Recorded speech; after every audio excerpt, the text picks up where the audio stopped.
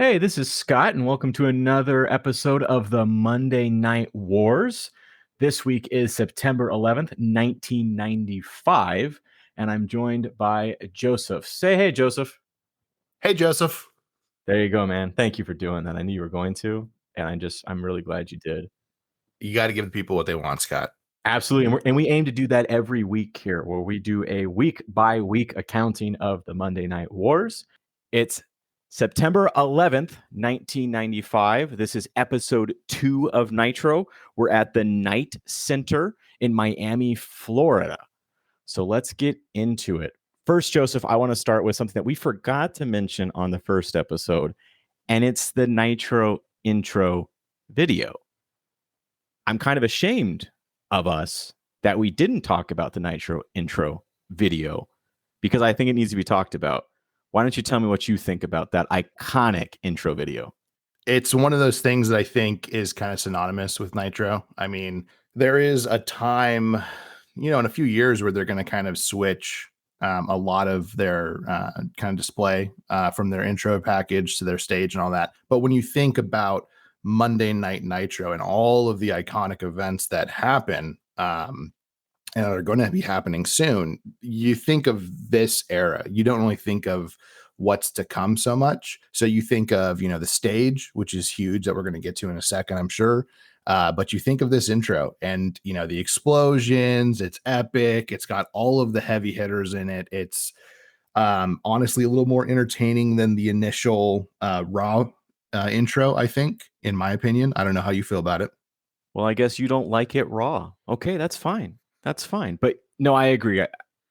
It's iconic. Anyone who has watched WCW or Raw during the Monday Night Wars remembers this video package. And while the people in the video package change, obviously, it kind of feels like it's one of those one constants. Like, obviously, it might change as we go on, and we haven't gotten there. But as long as I was watching Nitro, and I watched it through kind of the heyday of Nitro, this was the video package, and it's stained into my mind. Like I can see it when I close my eyes. That's how big it was. And I don't think I can say that for Raw. I mean, I watched a lot of Raw too, and I don't know Raw entrance sticks in my head like the Nitro entrance does. I think part of that's nostalgia. I mean, I think for me, you kind of know this. I grew up more in the Ruthless Aggression era, so a lot of the video packages that are important to me are kind of from that era. So I think this being kind of your era of growing up, especially because you, I believe, started as a WCW guy, that would kind of explain why this is so important to you, and I think important to a lot of people. Yeah, WCW is definitely what brought me into the world of wrestling. It's how I got into. We'll get to it, but the NWO and all those, like, that's what pulled me in, and that's why I've been a fan ever since. But also, I would like to note that on our second podcast together, you've officially called me old. That's fine. That's fine if that's what we want to do. I mean, I'm just stating facts. It's cool. You It's receive cool. those how you need to. It's fine. It's fine. I'm okay with it. Let's move on, though. No problem. Because I'm okay with it. And let's move on to the stage, as you mentioned. Again, this is the first time we're seeing the iconic Nitro stage. Yeah, I mean, I think this stage, we've used the word iconic a number of times already, and it's going to be outplayed probably by the end of this episode, if not the end of the run of this podcast. But it really is. I mean, I know they just tried to remake the stage and sell it as a Mattel Creations thing that kind of failed, not due to whether or not the stage was cool. It was definitely cool, but due to a number of other things. But the stage itself, it's one of the best stages that they've ever had, not just WCW, but in wrestling in general, in my opinion. It's one of those things where it's very simple and somehow timeless. I mean, if you had that stage today as a wrestling promotion, you could at least be taken seriously. You could at least look at this and go, hey, they're actually trying. Yes, it doesn't have the giant Titantron and stuff like that, but that wasn't really what you had at the time. We're going to kind of get there very soon, but that's not really what this was. And for the way it looks, I mean, when you look at things like TNA in its early run, when you look at Dynamite in its early run. They do things to replicate the feel of this stage. And they do that for a reason, because this stage is timeless. Yeah, as you know, and our listeners obviously don't, I was at Comic-Con this year in San Diego, and the WWE booth had that set that you're talking about, the Nitro set, prominently displayed. So they clearly think quite highly of it, and they clearly thought that people were going to be interested in seeing it. So I think that tells you how, even now, people remember that set. And it's iconic, Joseph. But let's move on to other, I'm sure, iconic things. The show comes to the intro. We have Eric Bischoff again. We have Bobby the Brain Heenan again. We have Steve Mongo McMichael. Not that much different than the previous night. It's just them kind of introducing themselves, introducing the show, telling us what we're going to be expecting. The one notable exception, though, is when Eric Bischoff talks about Vader. He says, Vader is AWOL, and he, quote, has not filed the proper documents and will, quote, not be part of the pay-per-view. And Team Hogan is down 4 men to 3. This is important because Vader was kind of one of their big guys, and he wasn't on the first night of Nitro. He isn't on this night of Nitro. He is in the entrance video package still, which I found interesting. But we don't know what's up with Vader. We don't know what this means, that he's AWOL and he's not filed the proper documents. What we know now is that Vader was fired from WCW after he was involved in a locker room brawl with Mr. Wonderful, Paul Orndorff. Bischoff claims he fired Vader at the hotel in Minneapolis the night of the first Nitro. That's his claim. I don't know if it's true. There's a lot of stories about how the fight went down. We don't need to go into it. But what we do know is he and Mr. Wonderful got into it. There was a fight. Vader was fired. He's gone. Although we don't really know that yet. Really, this kind of entrance, this package, it's fine. I think that, as far as what they're trying to do, they actually start the show right before this with kind of a recap of the previous week with Lex Luger, his confrontation with Hulk Hogan and his debut. And so even though they have this backstage drama where they're, having to fire someone who is very well respected, somebody who is very important to the brand, was important to wrestling as a whole, they fire him, and they do their best job explaining it. I don't think it's a great explanation with the hasn't filed the proper documentation. No one knows what that means. I have no idea what that means. It's not a thing, but they're doing their best to say, hey, look, we got to write this guy out, and here's the information. And also, we kind of gave you this Lex Luger bit in the beginning, which, yes, was the most important part of last week, but it also kind of rolls into where this is going to go for Hogan needing a fourth member of his team. Very true. And we will get there tonight. But before we get there, we have a couple of matches. And the first match is Alex Wright versus Sabu. And Alex Wright is a German professional wrestler that he goes by the nickname Das Wunderkind. Sabu is an American professional wrestler, was known for being a hardcore wrestler during his time at Extreme Championship Wrestling. Sabu defeats Alex Wright, but then the match is overturned because Sabu takes Alex Wright out of the ring after the match, puts him through a table. Sabu's disqualified, and Alex Wright wins, I guess, after the fact. What did you think about this match? I had a lot of thoughts, some positive, some negative. Overall, I'd give this segment kind of a B-. I think, it is an intro to a wrestler. I think the finish is horrible, but we'll kind of get into that in a second. There's a few things right off the bat that I thought were really kind of perfect. I think that Alex Wright being his first opponent for Sabu is huge. It's not huge in the sense of, oh, look, you're going against one of our top guys, because that's not how Alex Wright is presented, but it's great because Alex Wright is a very competent worker. And what he does is really give Sabu kind of a platform, especially for what is mostly a Southern fan base who, if you're just somebody who watches, TV wrestling, probably doesn't know very much about Sabu, because, he's most notably from Eastern Championship Wrestling, which would then become Extreme Championship Wrestling.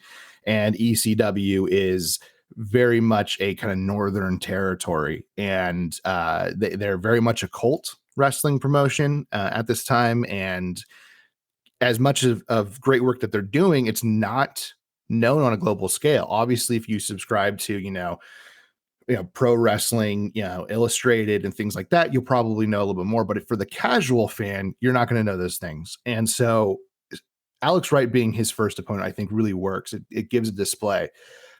There's some really interesting things. I do like how Sabu initially beat Alex Wright. There's actually a moment on commentary where Mongo and Bobby the Brain, they're kind of going back and forth with some witty banter. And then actually Mongo calls out Bobby the Brain's lack of notable championship history, which is, I think, an interesting move, especially from kind of the younger commentator, to be able to kind of confidently say something like that. I don't know if this was discussed prior or if they kind of knew about that going in, but to kind of throw that at Bobby the Brain and be like, I'm a Super Bowl champion. What have you ever won? I think it's a good move. I think Mongo is still kind of doing pretty well, second weekend. That being said, the finish I think is great. As far as the initial finish being Sabu performs a top rope, kind of reverse Hurricanrana, and he defeats Alex Wright.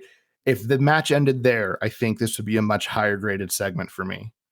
Maybe not an A, but kind of more the B plus range. What gets at the minus for me is the post match stuff. So Sabu, who obviously is known as this extreme wrestler, and this is kind of before extreme wrestling was really a known thing. He goes and I think as you said, he launches onto the table with Alex Wright, and then I think is it Nick Patrick? I think it's Nick. Yeah, it's Nick Patrick. He reverses the decision and disqualifies him, and it's just like, why would that matter? This is post match. There's tons of wrestlers who get beat up post match before this, after this, and it's not really a big thing. I think if you had finished the match that way, I could understand the disqualification, but to let Sabu win and then do this makes no sense to me. So it gets a B minus overall for me. I agree. Overall, I liked the match. I thought the first finish was fine. Although if you wanted to show Sabu's hardcore side, then you should have just finished the match the way it ended up finishing, by putting Alex Wright through the table and giving him the DQ. We didn't need to have him win the match only to just get disqualified from the match after the fact by putting him through the table. It didn't really make sense to me. As you said, we see wrestlers get beat up after the match all the time. That doesn't usually end up in a DQ and the result being reversed. I don't get it. Yeah, that kind of tarnishes the overall match, which I thought was pretty good. So I would probably grade it similar to you. I didn't mention this, but obviously important. It was a 3-minute 58-second match, so a fairly good match. But that's it. Yeah, I think the finish kind of spoiled it for me. What was otherwise a quite good match. Moving on, we have a promo. It's a Ric Flair promo that he cuts on Arn Anderson. This is a fire promo. This is, in my opinion, peak Ric Flair. This is what we've all come to see when we come to see Ric Flair. He argues that Anderson has become a boring family man. He doesn't have it anymore. He's not Horseman excellence anymore. But then something weird happens. Lex Luger comes out. He walks up. Flair puts him over, says some great things about him, and then Luger just kind of shakes his head and says to Ric Flair that some things never change and that Flair's just too much, and leaves. What do you think about that? Yeah, I think this is going to be another segment that kind of gets a B. It's got positives and negatives in it. I think you're kind of spot on the just kind of weird eeriness of Lex Luger coming out. It's a shame because I think he does a really good job the previous week on the mic, which he's not known for. And no one's ever accused him of being a great, promo guy. But he comes out this week and it just feels like they kind of went, well, you're one of our top stars now. This is one of our top stars. We're going to throw you out there. Before all that happens, I think the Flair bit is great. There's a promo coming up in the next probably few episodes that I'll dive into more. But this is another great promo here, and he does say one thing that made me chuckle, which was he says, "We were like Joe Montana, the pretty boy, and Lawrence Taylor the Killer, describing himself and Arn Anderson. Those two players never played together. So it's such a weird thing because you were on a team and they weren't. He also describes the signature four horseman hand gesture as the symbol of excellence. I think we'd all agree with that, especially at this time. Everybody who was in the Horsemen, at least the notable members, obviously there were some kind of random people they threw in here and there prior to this and then after this. All the notable ones, there's a reason they're in it. And I think Flair, I don't know if I would say I'm a fan of the idea of him and Arn feuding, but he does such a great job of bringing their personal lives into the fold without coming off as, hey, I'm breaking the fourth wall and I'm trying to get a shock value promo here. He's doing it to promote what they're about to do. And I love that. Yeah, I'm not sure how I feel about the feud either. Although, as we'll get to it, we get a pretty great match at Fall Brawl out of it, at least. And I'm also not really sure what the issue between them is. I mean, obviously, Ric Flair says that it's because Arn's become a boring family man or whatever. Arn, as we'll see later, says different things. It's not really clearly established why exactly they're feuding. They're both just kind of upset at each other. But I thought, as we said, it was a great Ric Flair promo. It was fantastic. Lex Luger spoiled it. But other than that, I enjoyed it up till that part. So I would say on that real quickly, I think in general, you and I kind of want this podcast to not be super negative about the things that we don't exactly like. I don't think Lex Luger had a choice in how to do this. I think this was him being set up for failure, not intentionally. I think they were going to hope it was going to be something good. I just think it was a bad spot that they probably should have thought about a little bit more, maybe just given Lex his own segment. And I think that would have been fine. Yeah, I think the purpose of it was for him to go out there and for Flair to kind of put him over, which Flair does. He says a lot of nice things about him, but I don't think there was much thought beyond that because Lex clearly doesn't know what he's really supposed to be doing out there. And it doesn't seem to really materialize into anything, but I guess we'll see.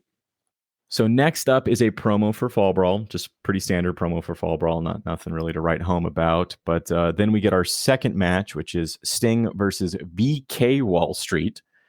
As we mentioned on the last podcast, we had Mr. Michael Wall Street come back from WWF where he was IRS. But his name's mysteriously changed this week from Mr. Michael Wall Street to VK Wall Street. We aren't told why. It is noted by the commentary table that it's changed, but they don't seem to know why. They're kind of asking each other why it is. We know why, even though we're not told. It's because it's a cut on Vincent Kennedy McMahon, VK Wall Street. Other point of note in this is that Bischoff gives away the Psycho Sid Shawn Michaels match where he says, quote, Shawn wins with a super kick you couldn't win a match at the local YMCA with. And Sting wins the match. He defeats VK Wall Street to retain the WCW United States Championship. It's a 4-minute, 13-second match. What'd you think of this one? Overall, I liked it. I think I kind of gave it a B, which I think is the third one in a row. But it's fine. I think, last week we talked about what makes a match good, right? We kind of gave three things. I would probably amend that, and I'm sure we'll do this a million times over the course of this podcast. But I do think there's a slight difference when it comes to a TV match and a pay-per-view match. If it's a pay-per-view match, I kind of want it to be more on the technical, exciting side. If it's a TV match, I really want it to be more on the entertainment side because the point of it is to build towards a pay-per-view. Now, that being said, this doesn't really build towards a pay-per-view, but it is entertaining, I think. I think, VK Wall Street, Mike Rotunda is really good in this. I think he does a good job of selling for Sting. There's actually a point where Sting almost misses a spring over clothesline, and Wall Street does a great job selling it to make it look like, hey, that really took me out. Little important note, and I don't know if you noticed this, but when Sting comes out, he's wearing a black and silver robe. He's wearing neon green black face paint, and neon green tights with a black scorpion. And if we're grading the outfit, which I'm gonna, it's an A-. It's a beautiful outfit. It works really well together. That being said, I think overall Sting's at a point in his career where, he kind of can't do any wrong. I think he's really, really cool as a babyface. I think he does a lot of things that he's able to be charming without being annoying. Some would argue that he's kind of dead in the water at this point in his career. And maybe that's true, but I don't feel it on screen. I think the crowd loves him.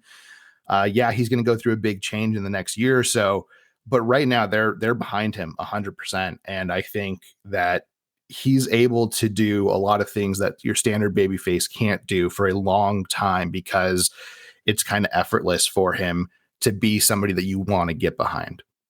I agree. And, and I don't think this is a bad match. I thought it was actually pretty good. I think, Mike Rotunda VK Wall Street is a good wrestler. I think Sting is very clearly a good wrestler. I thought together they were very good.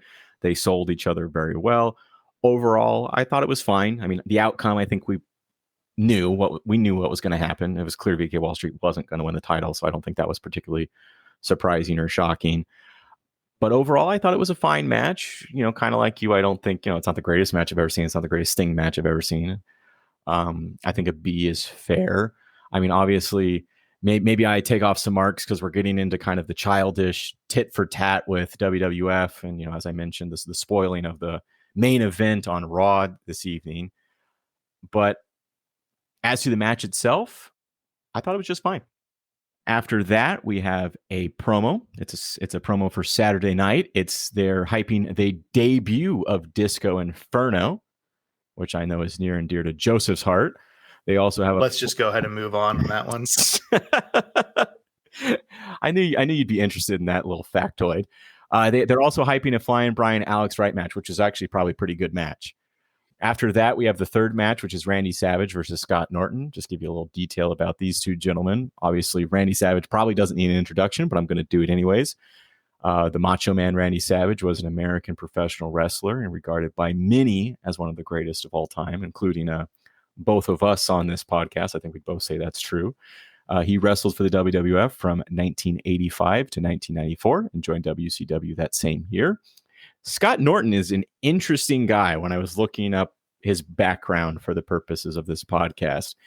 Obviously, we know that he's an American professional wrestler, but he started out as a professional arm wrestler and won 30 championships in arm wrestling. He was in Sylvester Stallone's arm wrestling movie Over the Top. And during a tour of Japan for the movie, he was approached by New Japan Pro Wrestling, and they asked him if he'd ever considered becoming a professional wrestler. He turned down the offer, but the seed was planted in Norton's mind. He returned to Japan and joined NJPW in 1990. He briefly wrestled for WCW in 1993 before going to WWF and returned to WCW in 1995. As for the match, Randy Savage defeats Scott Norton in kind of a weird way. The Dungeon of Doom runs in on Macho Man, but fails and gets Macho Man the win. One of the members of Dungeon of Doom, Shark, John Tenta, falls on Scott Norton and prevents him from being able to kick out of the pin. Of other note in this, Scott Norton makes threats towards the commentary table in a similar fashion to what he did on the inaugural night of WCW. Not sure where that's going, but we have that, and I thought it was worth mentioning. Overall, what did you think about this match, Joseph? I have a lot of great things to say about it. It's, I'm not going to give this an A. I think I was a little bit liberal with my A's that I gave last week. So I'm going to try to pull that back a little bit so we can actually have a decent barometer on this. I do think this is a B bare minimum. I think overall there's a lot to like in this match. And again, this is a TV match, and this one does kind of push the story forward going into the pay-per-view. There's a few things really kind of before the finish that I think are really interesting. One of the big things I think gets overlooked is that in my opinion, and you can agree or disagree, I'm sure there's a lot of people who agree and a lot of people who don't. I think that Scott Norton is one of the most underrated wrestlers of all time. I think that he's very competent in the ring. I think he's just very interesting. He does a great job of being kind of this big meaty guy who doesn't just look lazy. Like there's a lot of lazy big guys in wrestling history, and he's not one of them. And I know he has a huge following in Japan, and he's great here. And I think on top of him being really great, I love what Randy Savage does in this match because of how big Scott Norton is. Randy Savage almost has to play the cruiserweight, and it's a great dynamic. I think we both agree that the kind of giant versus the small guy is always going to be a great match if done well, or done properly rather. And Macho Man really does a good job of making it seem like he's a lot smaller than he is when he's not a small guy. And he's flying around. He's really making Scott Norton look like $1 million. And on top of that, I don't think that Macho Man has to. This is a very political time in wrestling history. And it'll keep being that way for a long time, unfortunately. He could have played the politic card and could have been like, I'm not going to, make him look good. I'm going to go over clean immediately. I'm going to hit my diving elbow and that's it. But he doesn't. He does a really good job of making him look great at all times, making it look like he really has to kind of work his way back into the match because he's getting thrown around so much. And then I think the finish, as much as I'm not overly fond of finishes that are kind of, interference based, I think this one works. It tells the story of the Dungeon of Doom, picking apart or trying to pick apart members of Team Hogan going into Fall Brawl. And on top of that, it ends with a convincing segment where Shark gets knocked out and lands on Scott Norton's legs. And it's hilarious and it's ridiculous. But yeah, he's not going to get up from that. He's going to be kind of trapped there, which allows Macho Man to do his diving elbow. It's a bit silly for sure, but I love it. So overall, I'd give it a B. I think you're right. And I actually like the finish because I think the finish allows Scott Norton to maintain this illusion of just being an absolute beast, right? He didn't really lose. He lost through kind of no fault of his own. Shark falls on him and he can't kick out.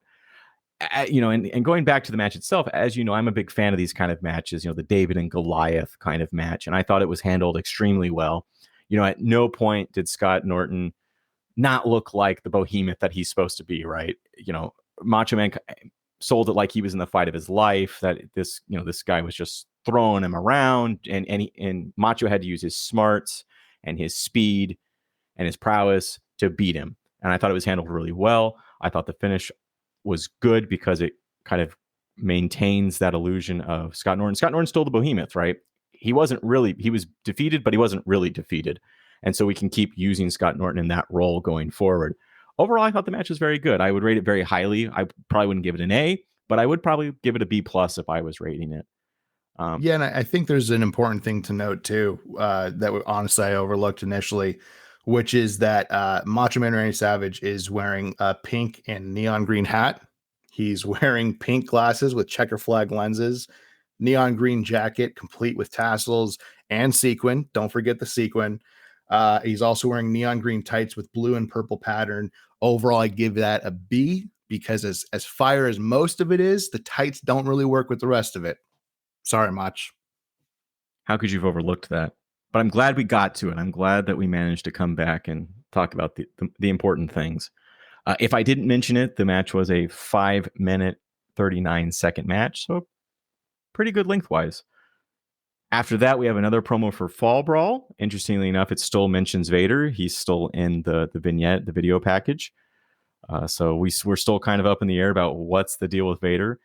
I don't recall them ever quite telling us what actually happened with Vader. I think he just kind of goes away and then they say some mean things about him and those sorts of things, but they never quite explain what happens to Vader, although we know what happened to Vader. The fourth match is the main event. We have Hulk Hogan versus Lex Luger.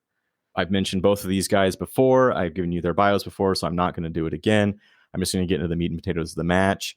At the beginning of the match, we are told that Macho Man was injured during the Norton match, so we've got that and what that's going to mean going into Fall Brawl for Team Hogan.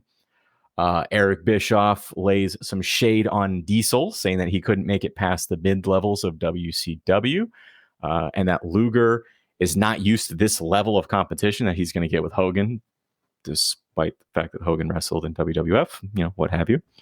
Importantly, Hogan is in the torture rack, and we think Hogan's lost, but Hogan lifts his arm at the last minute. Luger drops him, thinking he's won. But after that, Hogan hulks out, hits Luger with his leg drop. But we have another run-in by Dungeon of Doom. And Hulk Hogan defeats Lex Luger by disqualification to retain the WCW World Heavyweight Championship. It's a 5-minute, 28-second match. What'd you think about it? Well, to start with, I'm going to go over the kind of Eric Bischoff quote. I was going to quote it, but you pretty much said exactly what he said, so there's no need to do that.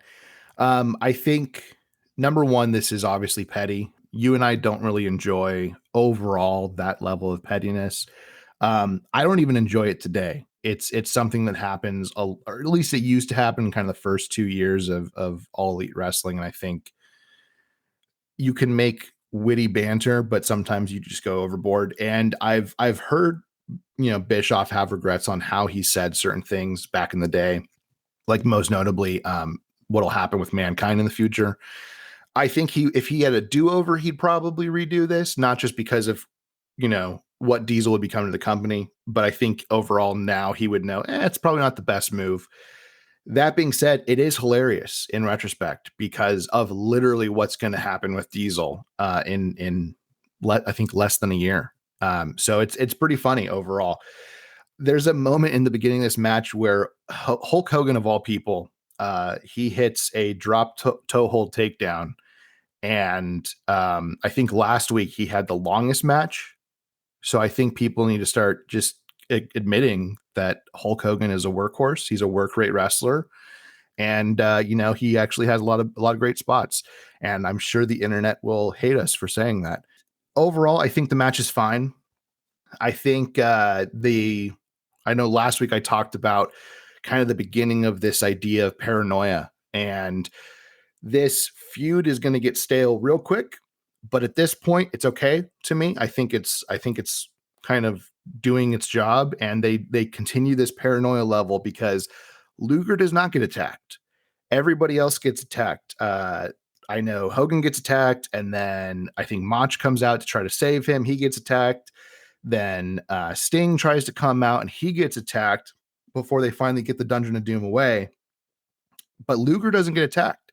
So it's creating this dissension of, hey, why aren't you getting hit? And I love that. I think that's a great move. So overall, I'd kind of give this a B. I think it's B's all across the night. It's not a great episode, but it is a decent one. Like I've watched this episode a few times now and never been bored at any point. Yeah, and you're right about Hogan. Neither night does he have the longest match, but his matches are among the longest, and we're talking a couple of seconds difference between his match and the longest match both those nights. Work rate wrestler. There you go. You've heard it here. I think you're right. Obviously, everything you've said goes into the promo that follows, where Hogan needs a fourth wrestler for War Games because of Vader's departure. Hogan keeps yelling to Luger, "Where are you coming from, Luger? Where are you coming from?" The Dungeon didn't attack Luger, and Macho Man argues didn't really attack Sting either. But Sting vouches for Luger. Macho Man opposes it. Macho Man questions both of their loyalties. Hogan says yes to Luger, but Luger wants another title shot. And Macho Man says, see, he has ulterior motives. And we don't know what's going to happen, but they're together now. They're going to be the four-man for War Games. And we exit the night with another promo for Fall Brawl, and as well as next week's Nitro. But perhaps most importantly on this exit, we have McMichael's dog, Pepe, who is wearing a sombrero. And tell me how you feel about this. It's not just a sombrero, it's a sombrero and a bandana. It kind of clashes the two styles, but I'm going to give it a B because damn if he's not cute. I love it. It's one of my favorite parts. And we get to see it every night. And it's a beautiful thing. Overall, what would you rate the night for Nitro? I mean, I've given B's kind of across the board, and I think going any higher than that would be kind of ridiculous with that. It is a B across the board. I think it's a very, well put together match. One really notable thing that I genuinely enjoy, last week they went unopposed, and they had to have a banger of a show to really kind of say, hey, this is WCW. This week is the first week where they're having to go head to head. So they kind of also have to have a banger of a show. And although I don't think it was nearly as good as last week's, I do think the way that they booked it and packed everything in is fantastic. You have 2 title matches, one that ends clean, one that ends, obviously we knew that the heavyweight championship wasn't going to change hands, let alone end in a normal fashion. But I think putting all that in and saying we're going to make sure all of our top stars are wrestling, get everybody kind of there. This is a great first week of head to head. And I think for that, it gets a B. I think you're right. I think a B is fair. I agree. It's not as good as night one, although, night one is so iconic that it would be hard to top it. I already hate that phrase now. And I'm going to keep saying it, and I'm going to say it with more and more emphasis every time. And when I record it, when I go back and I clean it up, I'm probably going to start raising the volume on iconic. You should add like an echo effect. Yeah, I think that's a move. I think that's something I'll do. The Nielsen for the night is a 2.4. That's down from a 2.9 the first night, but still very respectable. I think that just goes to the fact that they're not unopposed tonight, and that people that may, WWF diehard loyalists that may have been tuning in night one went back to WWF, but still a very respectable showing for WCW. But as I mentioned, they're not unopposed tonight. We have Raw. So we have WWF Raw, September 11th, 1995. We're at Canton Civic Center in Canton, Ohio. What do you think, Joseph? Yeah, I think, there's not much to say about where they're at other than the fact that the capacity for this particular arena is 5,200. And the attendance seems to be 1,600. So not a great attendance for how many people are allowed in. There's obviously certain things when you talk about capacity that kind of are hard to deal with. Like if you have a giant stage, it's going to take up some room, but this isn't really that time. Their Raw stage is really, really small. So overall, having that few amount of people in, and unless I'm mistaken, they would pre-tape multiple shows. So this will be for at least, I think, 2 weeks. This is going to be the attendance, and this is going to be where they're at. And you can kind of hear the lack of seats filled. It almost sounds like you're in an auditorium and like at a gym, and you can kind of hear the empty spaces. What do you think about the intro video package, the I Like It Raw song? What are your opinions on it? Honestly, I like it. I like it a lot. I think that it's not as good or as iconic as the Nitro one, but I do think it's fine. I think this is their new fall season, right? So this is a very important move for them. New fall seasons aren't just important for them as a company; they're important in general for a lot of kind of yearly television shows. They would advertise at a moment, hey, everybody else's shows are getting new seasons. This is technically our new season. It was not, uncommon for them. It won't be uncommon in the future. They do it all the time. I think in the future they use really WrestleMania as this is our new season after WrestleMania, which I think makes more sense. But at the time, they're just kind of working with, this is what the networks do. So we're kind of following that pattern. Some have argued that this is their way of kind of trying to compete with WCW. And I think to say that that's not somewhere in the back of their minds, I think is a little naive, but I don't think it's the driving force even remotely.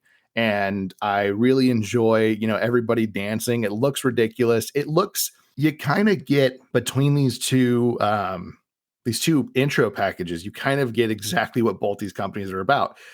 Nitro is explosive, and here's the action, and we're kind of, here's our great stars. And WWF Raw is more like, hey, we're having a good time, we're partying, and that really is kind of the dynamic. Raw is very, I don't want to say childish, but very much, cartoony still. It's getting a little more realistic, but it's not quite there. And so overall, I think it's fine. Yeah, I don't think there's anything wrong with it. I would be interested to find out, what they did and didn't do in response to Nitro. I mean, obviously, as we've said, Raw was pre-recorded. This was recorded 2-3 weeks prior. So there's nothing that they could much do with like the content of the card. But stuff like this, they could change, you know? So that's actually interesting. This was recorded not too long prior to this. So only a few days prior to this, they did all the recording. They did it in I believe Stamford, Connecticut is where their headquarters are at the time. They did it on their building and everything. They had helicopters come in. They had the whole thing. Bruce Pritchard talks about this on his podcast, Something to Wrestle with himself and Conrad Thompson. I know Conrad Thompson alluded to, hey, was this in response to? And he kind of, crapped all over that idea and was just like, look, we weren't watching the first episode and shaking our boots and going, oh crap, we have to, come out swinging. This was something they were already planning on doing. They had so much so that actually Luger was supposed to be part of it before he defected. But they've been planning to do this for weeks. So it's not like this is something that they went, oh, that we have to do this. This was on their docket. They knew it was coming. And I don't think anything of it really would make you think it's a competitive move. I mean, some people will say otherwise, but I don't see anything in it that makes me think it's competitive. It's just like, oh, this is just a new opening package. It's not the first time they've done a new opening package. So I think, it kind of just is what it is. We start the night with a highlight reel of Razor Ramon and HBK in a ladder match at SummerSlam. That sets us up for the Psycho Sid versus HBK match we see later in the night and the Razor Ramon Bulldog match. McMahon describes the quote-unquote twin bill as the first pitch of the new fall season, and that Cal Ripken Jr. might even call in sick to watch. What'd you think about this? The inference that Cal Ripken Jr. would miss any time from his games for an episode of Raw is ridiculous, and I will not stand for it. So our first match is British Bulldog versus Razor Ramon. During Razor's walkout, we cut to a video from SummerSlam of Dean Douglas and Razor going at it. Douglas interferes against Razor. The referee doesn't see it. 1, 2, 3 Kid runs out to help Razor, but fails. Bulldog rolls out of the way, and Kid hits Razor, but for some reason, Razor's disqualified. The British Bulldog defeats Razor Ramon via DQ, 7-minute, 10-second match. What do you think, Joseph?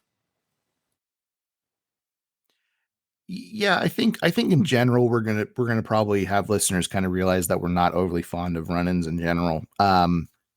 That's fine. I think overall I'm going to give this match kind of a B-. The match itself is great, but the run-in really kills it for me. That being said, there is some storylines going on here. So British Bulldog is now teamed up with Jim Cornette, who's also working with Owen Hart and Yokozuna. So they kind of have their own thing going on. The storylines that result in the run-in don't pertain too much to them, but they do pertain heavily to Razor Ramon. So Razor Ramon is wrestling and he's winning the match with the ref knocked out when Dean Douglas, also known as Shane Douglas, and I'm going to describe him a little bit more in detail later on. So we'll get back to him probably in a different episode because I don't think he has a match in this. But Dean Douglas goes to interfere, which he successfully does. And then the 1, 2, 3 Kid comes in to help, but Dean Douglas immediately beats him up. And Kid is now going to dive onto Bulldog the exact same way that Dean Douglas had and try to help him. But Bulldog sees this and moves out of the way and he misses and hits Razor. This whole thing kind of gets muddied right here. Ordinarily, if you were to, in wrestling rules, if you were to hit a wrestler, that wrestler would win via disqualification, but that's not what's going to happen here. The ref will call the match after seeing this, but it's not Razor who wins. It's actually the British Bulldog, even though it was Razor who took the bump. So this will create kind of a problem between him and the 1, 2, 3 Kid. But meanwhile, Dean Douglas is the one instigating this. So there's this dynamic of is the Kid really working with Dean Douglas? And Razor and Dean Douglas are going at each other, and they're actually setting up for a match between them in Your House 3. And so you have 3 kind of this almost triangle storyline going on. Ultimately, British Bulldog's going to kind of leave this. So as far as advancing the storyline, I do like that they will do much better with this later on. Overall, I thought it was a good match. I thought that they, both are great wrestlers who wrestled a very good match. I think it was spoiled by the finish, being that the finish is just kind of confusing. As you said, I don't understand how Razor gets a DQ when he's hit by the 1-2-3 Kid. It doesn't make a ton of sense to me. But if we're just kind of cutting all that out and just looking at these two guys going at it, I thought that overall was very good. But yeah, I think the end kind of spoils it for me. I mean, maybe a B- if I was grading it. It's probably where I'd be on that. And really, it's just for that finish being so kind of confusing and not making sense. After that, we have a promo, a post-match promo with 1-2-3 Kid and Razor Ramon and Vince McMahon kind of mediating between the two. Kid blames Razor for costing him a previous match, but he came to help Razor. He says he didn't cost Razor the match. Says he beat Razor before and he can beat him again. Razor agrees to a match with the 1-2-3 Kid. Overall, I thought Razor saved this kind of confusing promo. What did you think, Joseph? Yeah, initially when I rated this, I'd given it a C plus, but I'm gonna back off that because I think you're right. It doesn't. There's a lot to go into here. I'm gonna go C minus overall on this. The reason it gets a C, as you said, is 100% because of Razor. Now I'll go over some of the things I did like. I think everything I kind of negatively said about Vince in, that first segment as far as on commentary, and he may get much better and I may completely change how I feel about that, or maybe just this particular week that he was off. But I do think when he's interviewing, he does a very good job. I think he's able to project himself a little bit more. He's kind of able to have a banter back and forth with wrestlers, question the heels, have some fun with the faces. And I think he's doing kind of really what he needs to. And I think that's fine. Now, on the other side, Jerry the King Lawler is clearly, and I've looked this up, I can't find it anywhere, but he's got to be dubbed over this in post because he is like absolutely just firing off lines like with the speed of Robin Williams, but none of them are funny. And it's really, really aggravating. It's actually so loud that you can almost not hear the promo going on. And that's really bad, especially when you consider the fact that you have 1-2-3 Kid, who at this point is not a very strong promo. He will get much better, but he's not there yet. He's really kind of learning that. Everyone knows how great of an in-ring worker he is, but he's never really had to kind of, this is why I'm doing what I'm doing. And so he's struggling a bit and, trying to make it work. It's not really working. He says, I didn't cost him this match. Hey, but what about the last week match when you cost me that match? I should be the one that's pissed. And it's like, okay, that's kind of fine. That's a kind of fine reason to be upset, I think. I think they could have done a better job, but that's fine. But I do think he struggles to kind of convince people because he has been seen as literally this kid this whole time. That's the dynamic they're trying to play off of, is that he is seen as a kid to Razor, almost like the little brother. And he needs to earn his respect almost by beating him. That's the storyline I think they're trying to go for, and it's not working because no one really is able to kind of pull it off. And then Razor comes in and he sums up not only his storyline, but he sums up his storyline with Dean Douglas incredibly well. For just that reason, this is getting a C minus. If it wasn't for that, it'd probably be in the D range for me. Yeah, I think that's all fair. It's just kind of a confusing promo, as I said before. I think Razor really saves it and kind of sums it up really well, puts a nice bow on it, and that's really kind of only the saving grace. After that, we have another promo. This time it's hyping Yokozuna and Owen Hart versus Men on a Mission because Gorilla Monsoon thought it would be fun. That's the terminology that they use. I wanted to stop and talk about this one because I have thoughts and I know you do too. What did you think? Well, doesn't he say that Gorilla Monsoon thought it would be neat? I think you're right. I think it's fun or neat or something like that. Which, like, I mean, I was a kid at this time. I don't think neat was like the big word for you to get hyped up about. But I mean, I think it's fine. It's really ridiculous, but I kind of like it for some reason. It's just absurd. I like how silly it is. I actually kind of enjoy it. I think that's a fine reason to set up a match because I thought it'd be cool to do. Why not? That's kind of the point, right? So I actually enjoyed it. I thought it was fun. And honestly, it's a better reason for putting a match together than a lot of other reasons we'll be given for putting matches together as this goes on. So it worked for me. After that, we have the second match. This is the Smoking Guns versus Rad Radford and the Brooklyn Brawler. The Smoking Guns, which are Billy and Bart Gunn, defeated Rad Radford and the Brooklyn Brawler in 2 minutes and 46 seconds. I don't know if that's the technical definition of a squash match being almost 3 minutes, but it's a squash match. I thought the Smoking Guns looked good. One of the few actual tag teams that WWF seems to be promoting, but other than that, not much to write home here. What do you think? Yeah, I kind of agree with a lot of that. Yeah, Smoking Guns are really kind of a homegrown tag team. Billy and Bart, they don't have a whole lot of experience outside of this. They weren't big names on any independent scene. They weren't, part of the territories back in the day. They're young. They are really young, and they are one of the few tag teams WWF has at this time. WWF at least realizes there's potential in them and puts them in some pretty key spots. I think as a tag team, I thoroughly enjoy them. That being said, as far as this match goes, they're going against, you said this isn't a squash match technically because it's a 3-minute match, but also it kind of is. And yeah, it's a squash match. I mean, you're going against the Brooklyn Brawler, who is a longtime jobber for WWF. For those who don't know, a jobber is somebody who's employed to literally do the job or lose the match. That's what his whole goal was. He had a small stint, I want to say, with Bobby the Brain Heenan in like the early 90s, where they were like, hey, we're going to kind of give you a push, and it resulted in nothing, and he went right back to being a jobber. Rad Radford has done nothing at this point in his career either, and he's the exact same boat. And so they have this match. There's not a whole lot to write home about.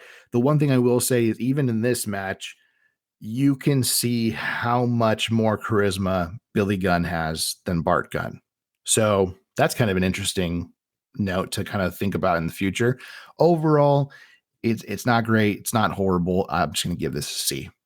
Yeah, I think a C is fair. Like I said, I like the Smoking Guns. I think they're an actual tag team, so they do some kind of fun stuff together. So that was fun to watch. But yeah, it's a squash match. It's not much, doesn't do much for the card other than that. Billy Gunn has a lot of charisma. We'll see if anything ever comes of him. That'll be interesting to watch. Probably not. Yeah, most of these guys just probably don't go anywhere. Anyways, the next promo is a fun one because it's Gold Dust. I'm just going to leave it there and let you have at it. What'd you think about Gold Dust? I'm going to give it a B. I think, for me, Goldust is one of those guys that I'm very forgiving of negative things that happen in his career because I love Goldust. Again, I kind of think I mentioned this at the beginning of this episode. I grew up really kind of during the Ruthless Aggression era. So the Goldust I got was not the Goldust that we see here. And so I have a lot of fond memories. I do think Goldust's first year in general is fire. I think it's great. That being said, he doesn't quite look like Goldust. I mean, he's gold for sure, but he doesn't really kind of have the Goldust look that will kind of, come and know. He does have his music already, his Goldust music. Scott, how would you describe that music? It's iconic. I didn't think you were going to commit to that, but that works. Okay. He also seemingly calls out Taker. I think the promo overall is fine. It gets a B for me. I'm probably biased because I love me some Goldust. Overall, I thought it was perfectly fine. I thought it was very close to what we expect Goldust to be. I'm kind of impressed by how quickly he's already kind of figured it out. He's not quite there, but he's so close to being there. And I'm just very impressed by his ability to kind of already have that character figured out when it was really kind of thrust upon Dustin. Yeah. And, when you think about Dustin Rhodes, who plays Goldust, he's kind of one of those wrestlers that has an uphill battle. As much as it's easy to get into the wrestling business when your father is the, legendary Dusty Rhodes, it's also just as hard because you have to kind of deal with that shadow at all times. I believe at this point in their lives, Dusty and Dustin weren't really communicating very much. They had kind of fallen out of touch, and we won't dwell too much into that. And it's unfortunate, but don't worry if that makes you sad. It'll get better. They will absolutely reconcile in the future. But at this time, that's kind of where he's at, and he's trying to kind of create this character. Now, I will say an interesting thing of note, to me at least, is, and I've heard multiple people, including Bruce Pritchard, who is, one of the key members of the kind of creative team at this time, mention that at this point, Vince Russo is working as one of the creative members, and he had a lot to do with the Goldust character, including helping him find movie quotes to use. Basically, all of his vignettes leading up to his first match, Vince Russo is kind of directing with him. So as much as we, not we, but specifically, wrestling fans love to kind of look at the negatives of Vince Russo's career, this is a huge positive. Goldust is great, no doubt about it. He's going to get better. For our next match, the third match, we have Dr. Isaac Yankem versus Scott Taylor. And I know you said that we're trying not to get super negative on the things we don't like on this podcast, but I hate this match. It's a squash match. It sucked. I don't care. Yankem defeats Scott Taylor. It's a 2-minute, 14-second match. He hits him with the DDS, which is just a DDT that he's calling the DDS. I hope this Scott Taylor kid gets a chance to make something of himself, though. Probably won't. Won't. What'd you think? Yeah. I will be as kind as I can. This gets a D from me. I didn't give it an F because they're trying.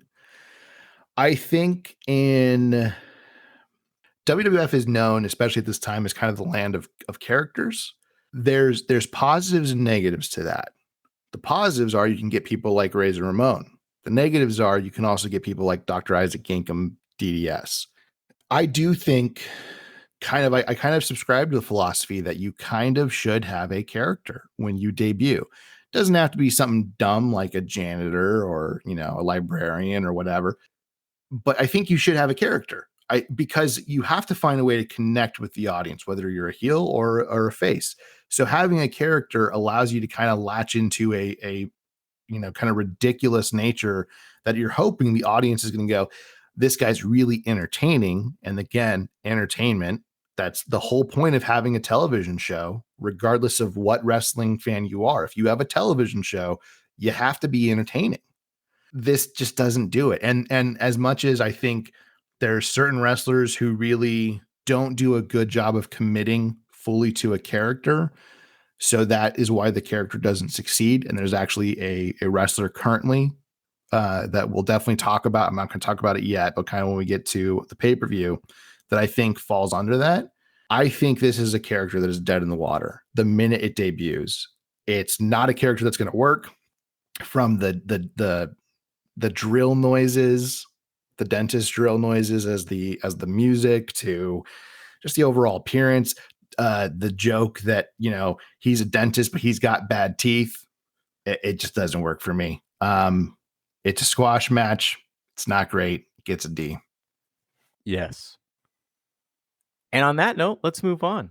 The promo that comes up next is for In Your House. We're also selling some HBK swag. You got any thoughts on this promo? I do, which is why you set that up. Okay, so let's look at I guess the positives. I just made this whole speech about how we want to not be super negative, and I think I just immediately broke it in the same episode. So I'm gonna look at the positives. WWF does a tremendous job at this time doing advertisements for their promotion. We did mention, in the Nitro portion, how often they advertised Fall Brawl. Yeah, they'll kind of advertise a pay-per-view, but they won't always tell you when it is in WCW. They'll do a lot of kind of like, you have to kind of figure it out, or they don't advertise enough. It's kind of all over the place. WWF doesn't. I mean, the minute that they have a pay-per-view coming up, boom, there's the ad. Here's the day. It's front and center. Everybody knows. And I love that. I think they do a really, really good job of that. Now, those are the positives. On the other side, the guy who's presenting all this, I believe his name is Todd Pettengill. I'm going to be as nice as possible. He's smarmy. I don't think he's very talented. He's one of those guys who, like, he's clearly in his 30s, but he's trying to act like he's a lot younger than he is. For whatever reason, he picks on the show Mad About You, which ran for 7 seasons and then got a revival in 2019. It was a huge hit with actress Helen Hunt. He makes a joke about how they got moved to a Sunday. Guess NBC doesn't have any faith in them. Ha ha ha ha. And it's really like, bro, I know you don't have a wife or girlfriend at this time because that was a couples show. And there's no way you would be making those comments at this time. I said I was going to not be negative, but here we are. He picked on my girl, Helen Hunt, and this is prime Helen Hunt. And here we are. Honestly, I already kind of broke the rule by being negative about the previous match. So, whatever, man. Let's just go wild. I would say, to maybe put a positive note on this, much to how you started, I do think WWF is incredibly good about selling their stuff, and WCW is not good about it. As we've been watching this, you and I have a number of times had to actually go look up when a WCW pay-per-view is going to be, because we have no idea. And it's like next week, or it's this week, this weekend of our watching schedule. And we didn't know, because they don't tell us. WWF, we never had that problem. We knew exactly when it was going to be. It was easy to know. They're much better at selling their stuff. And I think if you're going to put a positive spin on this In Your House promo, that is certainly it. They know what they're doing. They know how to sell the brand. Moving on from that, though, we have the main event, and that's Shawn Michaels versus Psycho Sid, also goes by Sid.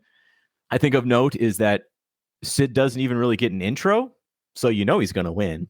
Instead, we cut to a Shawn Michaels promo of him kind of leaving the locker room and heading out to the stage. I thought it was kind of fun that Shawn Michaels takes the HBK hat that they were just trying to sell, and he puts it on. What a salesman. Again, WWF knows how to sell their stuff. Shawn Michaels defeats Sid to retain the WWF Intercontinental Championship. It's a 7-minute, 21-second match. What do you think about it? So I'm going to kind of go into who these guys are right off the bat, because I think they both have kind of storied careers at this point. One, I think a little better than the other, but they do. I guess there's really 3 guys. I kind of forgot about Ted DiBiase because he's the manager at this time. So we'll start with Ted DiBiase. He was obviously a huge heel in WWF history, known as the $1 Million Man. Prior to that, he worked in the Southern Territories. He did not have the $1 Million Man gimmick, but he was always a heel. When he came to WWF, I think they did like a year with him just kind of being him. And then they went, okay, we really got to get something for you. And they became the $1 Million Man. And it was a wildly entertaining, heel gimmick. He would pay fans if they were able to accomplish certain feats in front of him, and he would always cheat so they couldn't make money. He would pay wrestlers to lose for him, or pay wrestlers to come in and have like a disqualification situation or just a run in. He did a lot of that stuff. He never won the heavyweight championship, but he did make the $1 million title. So that was even more just kind of, I have all these millions of dollars and I made myself my own belt that I never lose. Is a great heel thing. Now at this point, he's retired. I think due to injuries. And so, but he is kind of a mouthpiece. He's always been great on the mic. And so he has this $1 million corporation. I love the idea. I don't like the execution. And overall, everything the $1 million corporation kind of does, I just think is kind of boring. I just don't I don't know. I just don't understand it. There's no real drive or anything going on. This kind of falls into that. I do think the match between Sid and Shawn Michaels is great. Speaking of Psycho Sid, he kind of began his career in Continental Championship Wrestling.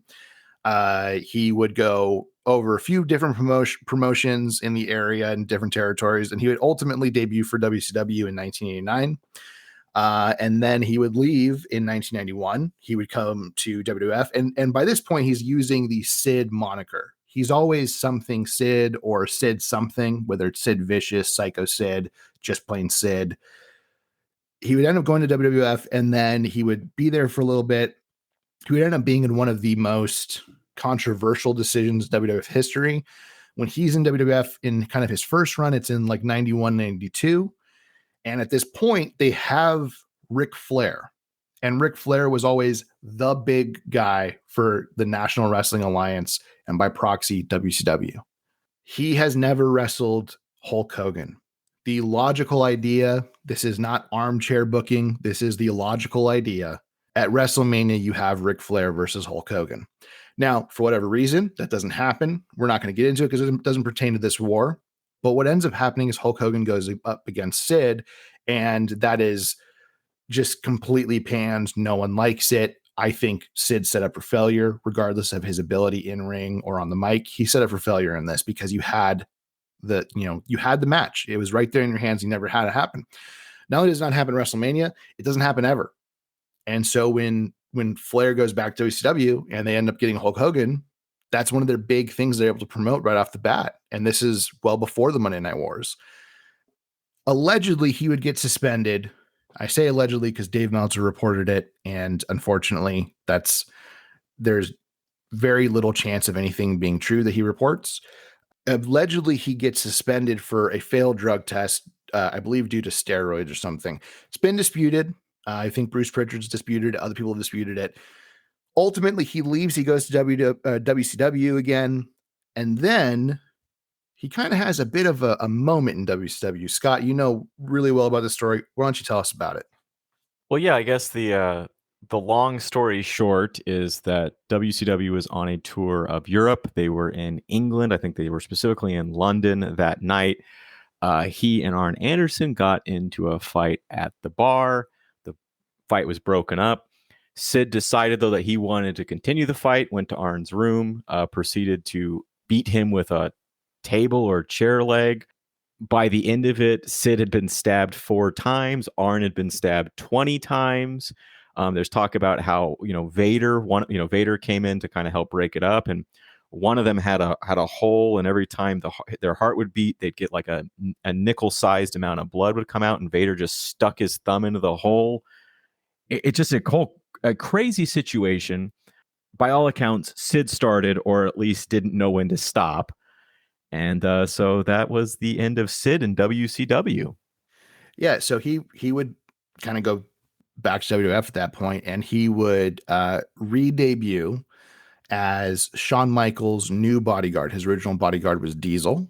Diesel had become a face and had kind of been like, I'm done with you. So Sid becomes his new bodyguard. At this point, they go together for a little while. Eventually it breaks up because, of course, you're going to do that with the bodyguard gimmick. Sid wants to go do his own thing. And instead of Sid becoming the face because of this, Shawn Michaels actually becomes the face. And which is an interesting move. But again, this predates Monday Night Wars. So this match is kind of in almost, we're going to finish up that strand that we've kind of left hanging.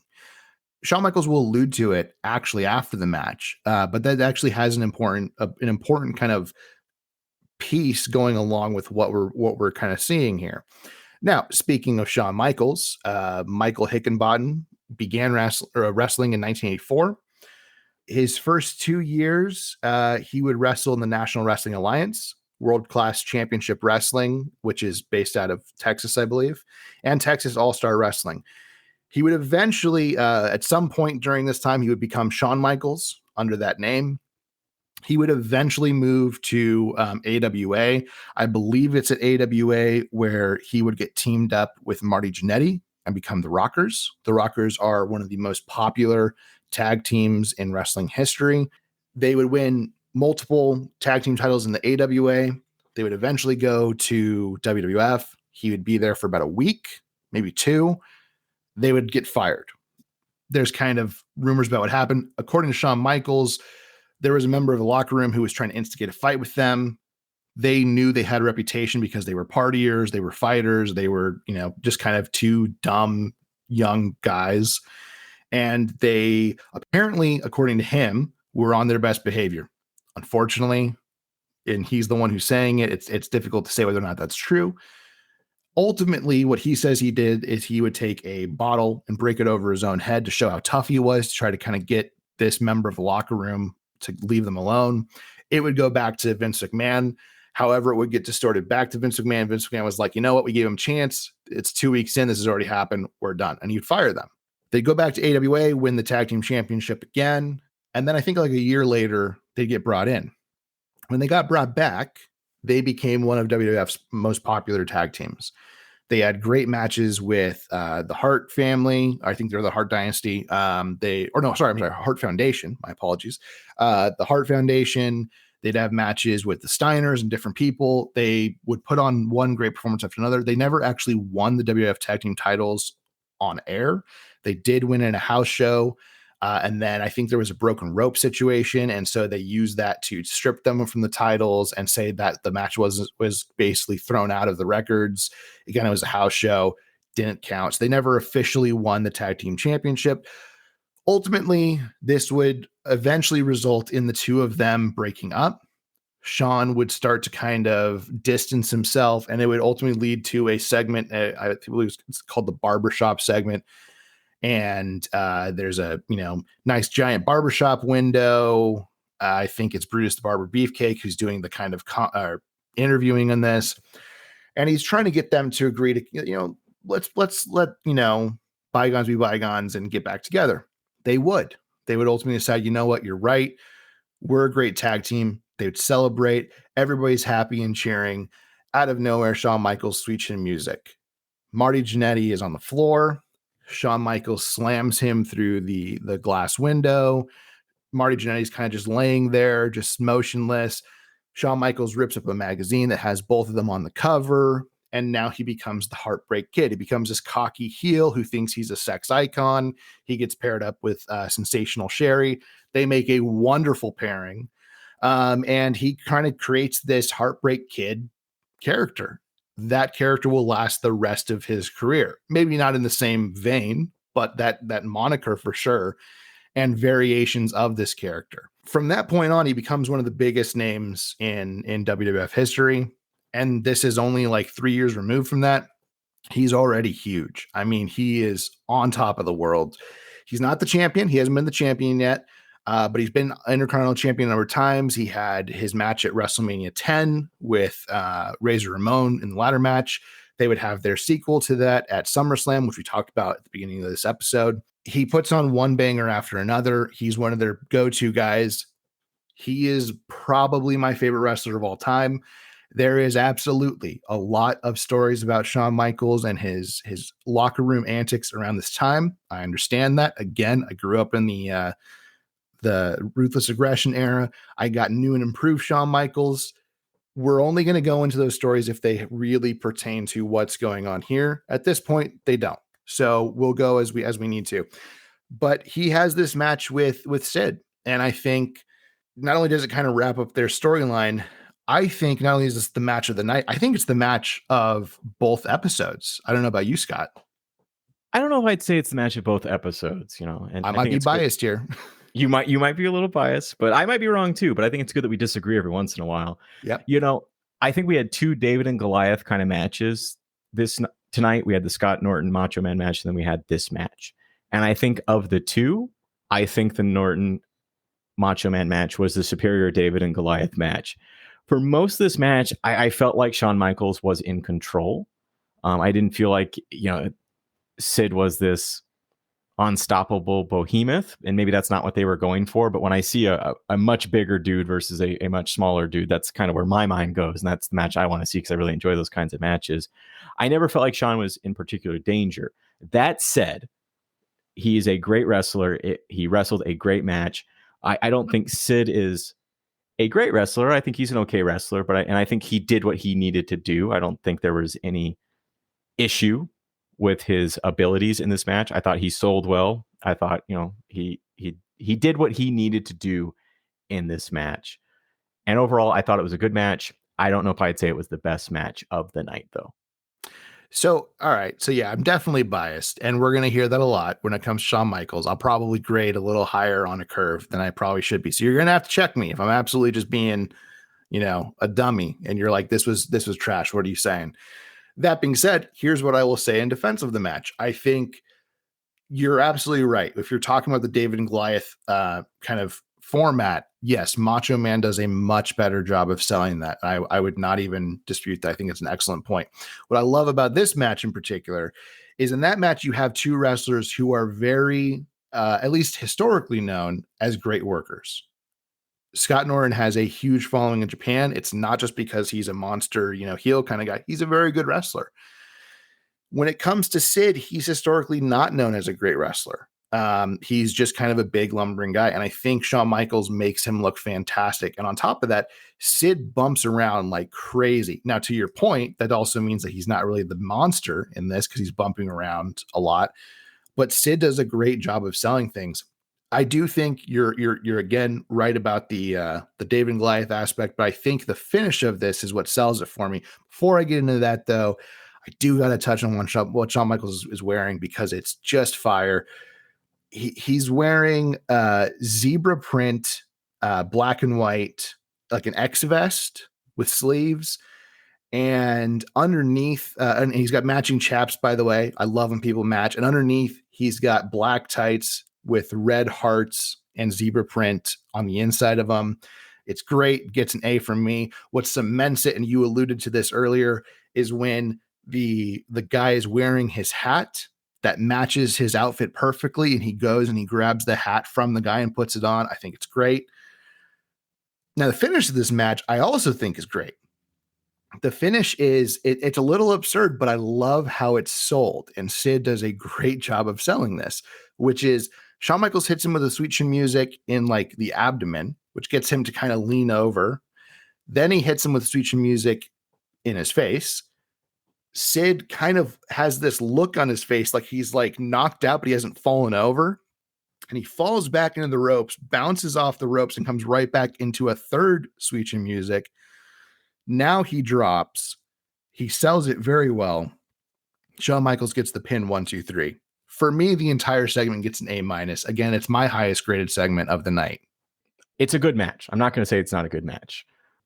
But you made a pretty bold claim saying it was the best match of the night, which I would say it's up there. I wouldn't argue that. To be fair, the other part of this is too, we've just had to watch 2 horrible matches in a row before this one. So that could also be impacting how highly I like this one. That's a true statement. That is a very true statement. Yeah. By comparison, if you're going off those 2 matches, it's the best match of the night without fail. Yeah. But moving on. So we end the match. We have another promo for In Your House. Once again, WWF knows how to sell their shows. And then we end with Shawn and Diesel talking to Doc Hendricks. And I know you got feelings about this, so I'm going to let you go. Yeah, honestly, I like it a lot. I don't really have a grade for it. It's a very quick kind of promo. Their charisma is fantastic. Diesel and Shawn Michaels. They're even kind of playing with Doc Hendricks. I was looking for a good time to kind of explain who Doc Hendricks is. If you don't know, I'll do a very small sum up, even though he really had a legendary career on his own.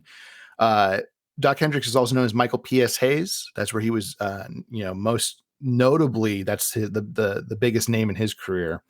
Michael P.S. Hayes is a member of the Fabulous Freebirds. They were a faction in the 80s, and they would very commonly wrestle the Von Erichs and their legendary faction. They're so big. They were in AWA. They were in World Class Championship Wrestling. Fun fact, they're actually in the movie that was, that won the Academy Award for greatest film ever made, which is The Highlander. The opening segment when they're at a wrestling match, well, one of the teams that's up there is the Fabulous Freebirds. And you see Michael P.S. Hayes, now known at this point as Doc Hendricks, just going ham, not to the camera because the camera's kind of zooming around and they're pretending like it's not there, but he's in it. He's in that first opening shot. And as much as we can make a joke about Highlander, it is a great movie. I love it. It's absurd. It's the best kind of absurd. That being said, he was a big name. Now, by this point, his kind of fame has died down. That kind of era has kind of long gone. Bruce Pritchard keeps wanting to bring him in. According to him on his podcast, Something to Wrestle With, he really wanted to bring him in. Vince was not a fan of it. Vince really, really didn't like the idea. And ultimately, he would finally allow him to have an audition as kind of this mouthpiece, color commentator, interviewee, kind of, we'll figure it out. But basically Vince was like, he needs to, like, the look needs to go. He had this, here's that word again, iconic, long blonde hair with this beard. And Vince wanted the hair cut and he wanted the beard gone. And he wanted everything that made him a free bird kind of gone from the appearance. I think it's a bold thing because you obviously know who he is, but it does set up nicely for this Doc Hendrix character, which initially, when I first started watching, I kind of watched the first few months prior to this just to kind of understand what was going on at the time.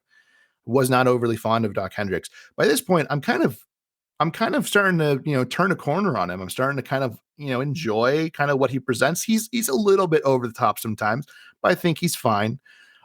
And the character he has his haircut, he shaves his beard. He asks if he can at least keep his mustache.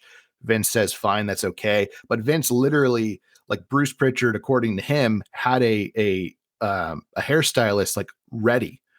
So when they finished kind of the interview process and he went, okay, I think I can work with him, he immediately had to go get his haircut. And so he brought her in immediately and just started cutting the hair. And Vince would like pop in here and there and just go shorter, like over and over until it was the length that he wanted.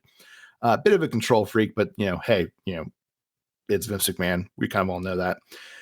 But back to this promo, it's very short. It's very sweet. And Doc Hendrix has a nice little witty banter back and forth. I don't want to say it's witty, but it's a nice little banter back and forth. Shawn and Diesel are telling him to, hurry up and kind of get to the point because he's a little bit flustered initially. And it's just kind of fun. The show starts for me in a fun note and it ends on a fun note. Yeah, I like this promo. I thought it was fun. Like you said, there's not much to it. It's just Shawn Michaels and Diesel showing you that they're kind of a unit. They're together. They're each other's guys. But I thought it was very fun. I thought it was very playful. I really felt chemistry there. I thought that they really worked well together, and I think they really sold the fact that they're buddies. Whether or not they were, I think we'll come to find out that they were buddies. But even if they weren't, you felt it on the screen. And I think that does it for the night. Joseph, why don't you give us your grade for Raw? Then we'll talk about the two going head to head, and then the Nielsen for Raw as well. Yeah, I think ultimately I'd grade this show maybe a C plus. I think I initially had it in the B range, but I've watched it a few times. Basically, when we do this podcast, by the time we get to it, I've watched whatever we're talking about at least 3 or 4 times. And it gets worse every time you watch it. It's not great. It, for being their new fall season and their first head to head, again, I think it starts great and I think it ends great. The middle section is where I get lost, and you see kind of WCW in comparison is right across the board, which I love. Ultimately, this gets, I think I said a C plus. I'm going to stick with that. It's really just because of Razor Ramon, British Bulldog. I'll give him credit too, because he does a great job, and Shawn Michaels. The first match and the last match are very good. Obviously we're not so hot on the finish on the Razor Bulldog match, but overall the match was very good, and McMahon himself, called it a 2-bill night, meaning that, both those matches were kind of main event quality. And I think they probably were. And I think the fact that you're kind of starting the night with a main event and you're ending the night with main event, that's good. The matches in between were not good. They were very rough. So I think if you got 4 matches and 2 are very good and 2 are not very good, that's a C. So I think you're right. I think the night was a C. I think comparing the two, if we were to compare the two, WCW tonight versus WWF tonight, I think WCW wins. I think overall they had the better card. What do you think? Yeah, I have to agree completely. I mean, it's not just a better card. There is a consistency and quality across the board. And I remember when I watched this for the first time, it had been a while because we had kind of started WCW, and I went back and I watched this. And the first time I watched this, I went, "Oh wow, this is in comparison to not the week before because they weren't on, but the week prior to that, it was considerably better." And I was like, "Wow, this is." And also, I had watched all the Raw leading up to this point, so I was like, "This is really good," because I had that high of this is what you were watching, and now here's the new fall season. Now that I've watched it a number of times, and especially comparing it to that first Nitro, or not that first Nitro, but this Nitro that happened prior to this, Nitro is way better. It's just consistently a better program. That is a solid B that I think we gave them, where there's not really a major miss on anything that they put out. Honestly, I think the main event on WWF was better technically, right? I thought Shawn Michaels Sid put on a better match. I don't know, man. Hulk Hogan is absolutely a work rate wrestler. I don't know what you're talking about. Maybe, but I honestly thought the main event, WWF had the main event. But if you're just going by the card, if you're going by Lex Luger versus Hulk, if you're looking in your TV guide in 1995 and you're looking at the card and you've got WCW Monday Night Nitro, Lex Luger versus Hulk Hogan for the title, the World Championship, and the main event versus Psycho Sid and Shawn Michaels for the Intercontinental title in the main event, you're going to watch Lex Luger, Hulk Hogan for the World Championship. That's a pay-per-view match. Yeah, I agree. So yeah, I think long story short, WCW won. Did you hit us with the Nielsen? Nielsen for this was 2.5. So as far as Nielsen goes, WWF won. So people looking in the TV guide said I'm watching WWF.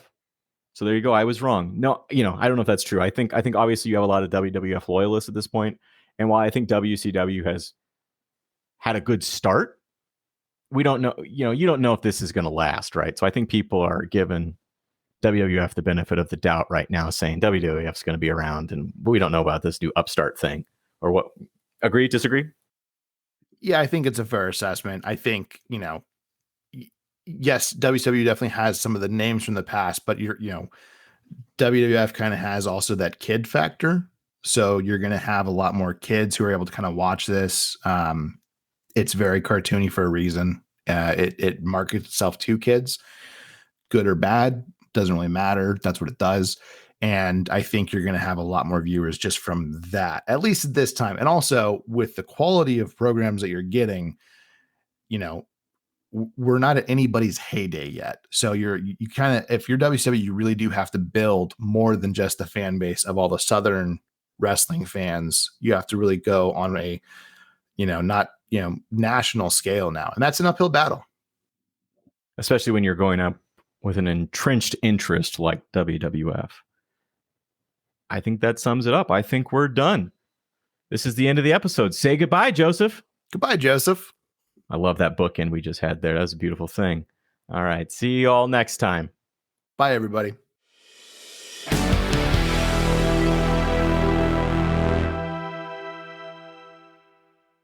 Hey everybody, it's Joseph. Did you like this podcast? Well, we hope that you did, and also that you join us every Monday for new episodes. You can listen to us on Spotify, and soon we'll explore other platforms to bring you episodes of the Monday Night Wars. Did you listen to this podcast and think, pretty sure they're wrong about that? Well, let us know. You can email us at mnwpodcast@gmail.com. Again, that's mnwpodcast@gmail.com. And correct anything we messed up. Don't worry, you won't bruise our egos. You can also give us suggestions, follow the show, or even just reach out to us on the following platforms. On Twitter, you can reach us at MON Night Wars Pod. Again, MON Night Wars Pod. And on Instagram and Facebook, you can reach us at Monday Night Wars Podcast. And finally, if you feel like supporting this podcast and also getting bonus content, you can follow us on Patreon at Monday Night Wars Podcast. For the low price of $2 a month, you get every episode of the Monday Night Wars and also every breakdown of every WCW and WWF pay-per-view during this era, with more content to come. Again, and one last time, thank you so much for taking the time to tune in. We'll see you next Monday back here on the Monday Night Wars Podcast.